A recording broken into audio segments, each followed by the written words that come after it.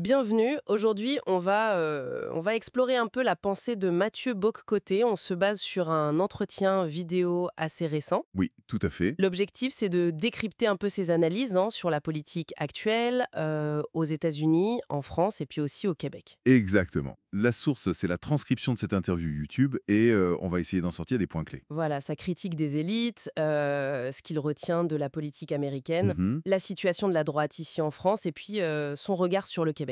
C'est ça. On va parler de sécession des élites, de Trumpisme, d'État administratif. La fameuse dédiabolisation aussi. Bon, alors, on y va. Allons-y. Alors, pour commencer, cette idée de révolte des élites, ça vient de Christopher Lasch, c'est ça? Bock-Côté reprend ça en parlant de sécession des élites. Qu'est-ce que ça veut dire concrètement? Ça implique une vraie rupture, en fait. Pour Bock-Côté, ces élites, elles ne vivent pas juste à part. Elles développent une méfiance, quoi, vis-à-vis du peuple. Une méfiance? Oui. Elles le voient comme plan de préjugés, un peu archaïque peut-être. Et du coup, elles se positionnent comme les vraies gardiennes de la démocratie, parfois même contre le peuple, si on lit bien. Ah oui, d'accord. Les réactions au Brexit, par exemple, ou à l'élection de Trump, ça a vraiment montré ce clivage entre diplômés et non diplômés. Pour Bock-Côté, c'est un signe de cette sécession. C'est intéressant cette lecture. Et comment ça éclaire la politique américaine alors, selon lui? Ah ben, c'est central dans son analyse. Il dit qu'il faut absolument lire les conservateurs américains directement. Directement. C'est-à-dire? Oui, lire des publications comme le Claremont Review of Books, First Things, et pas passer par le filtre des médias français ou même des grands médias américains comme le New York Times.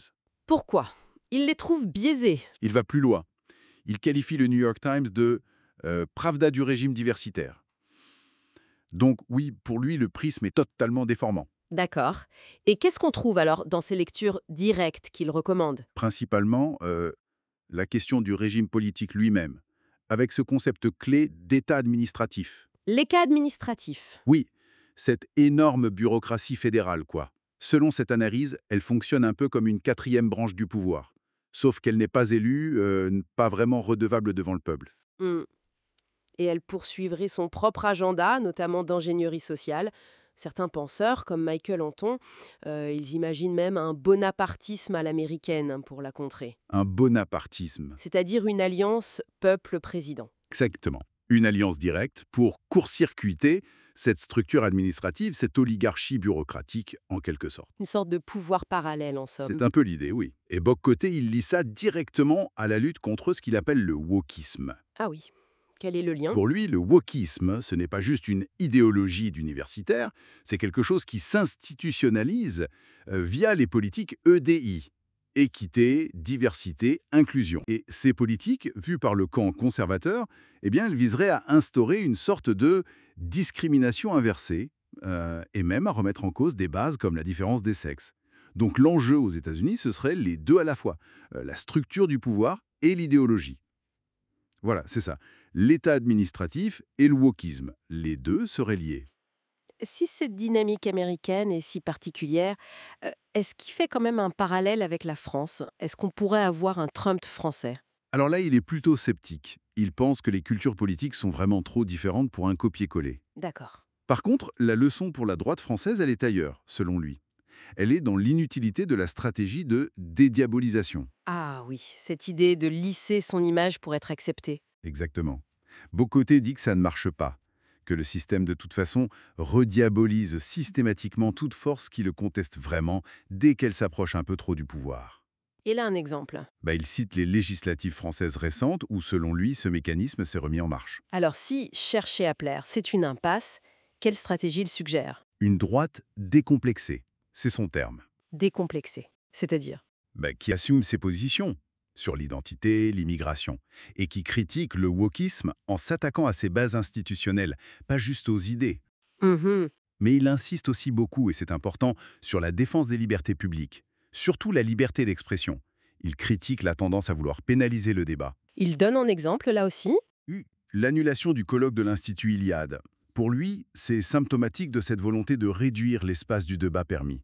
D'accord. Et cette droite décomplexée, est-ce qu'elle existe aujourd'hui en France? Comment il voit le paysage? Il le voit très fragmenté. D'un côté, les républicains, LR, qu'il voit comme éclaté, un peu un syndicat d'élus locaux, même s'il y a des figures comme Ritejo. Oui. Ensuite, Reconquête, qui apporte une force idéologique, c'est indéniable.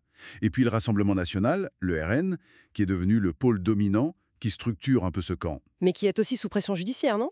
Oui, constamment sous la menace de procès qui pourrait, selon cette analyse, viser à rendre inéligibles ses dirigeants. Face à cette fragmentation, est-ce que la solution, c'est l'union des droites? Pour Bokk-Côté, c'est indispensable pour espérer gouverner un jour. Mais il souligne que c'est historiquement très difficile à droite. Contrairement à la gauche. Oui, la gauche arrive souvent à s'unir, au moins tactiquement, derrière ce qu'il appelle une mystique antifasciste. À droite, c'est plus compliqué. Il faudrait que le RN accepte de vrais alliés et que ces alliés acceptent de jouer un rôle, peut-être secondaire au début. Et il y a un autre défi, non?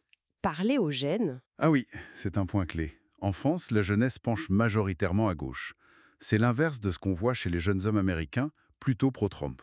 Et pourquoi cette difficulté, selon lui? Peut-être un manque de messages d'espoir. Trop de discours sur le déclin, un ton anxiogène. Il faudrait, dit-il en citant Roger Scruton, savoir aussi parler de beauté, d'avenir, se projeter positivement. Cette question de l'identité, de la volonté populaire, elle est centrale aussi pour le Québec, j'imagine. Ah oui, absolument. C'est même le cœur de son engagement personnel et intellectuel.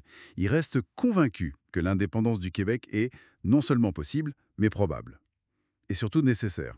Nécessaire. Pourquoi? Pour la survie du peuple québécois comme communauté politique et culturelle distincte, face à ce qu'il voit comme le rouleau compresseur du multiculturalisme canadien qui risquerait de le réduire au folklore. Et il pense que ça pourrait arriver bientôt. Il envisage un nouveau référendum après 2026. C'est une perspective qu'il maintient fermement. Bon, alors pour résumer un peu tout ça, on a vu la critique de Bokk-Côté envers des élites qu'il juge déconnectées. Oui. On a exploré les spécificités américaines avec l'état administratif, le wokisme. Mhm. Analysé le défi pour la droite française entre cette diabolisation persistante et la fragmentation. C'est ça.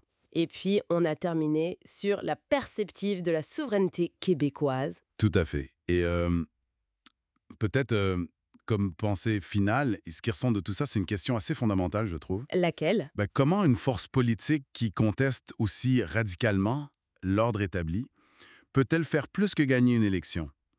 Comment peut-elle vraiment gouverner après? Face aux résistances. Exactement, face à toutes les résistances institutionnelles, médiatiques, juridiques, ce que Bokk-Côté décrirait comme l'utilisation de l'état de droit par les élites pour contrer la souveraineté populaire, en fait. Mhm. Comment surmonter ça? C'est vrai que c'est un défi énorme. Oui, c'est sans doute le défi majeur pour tous ces mouvements, qu'on les appelle populistes ou nationaux en Occident aujourd'hui.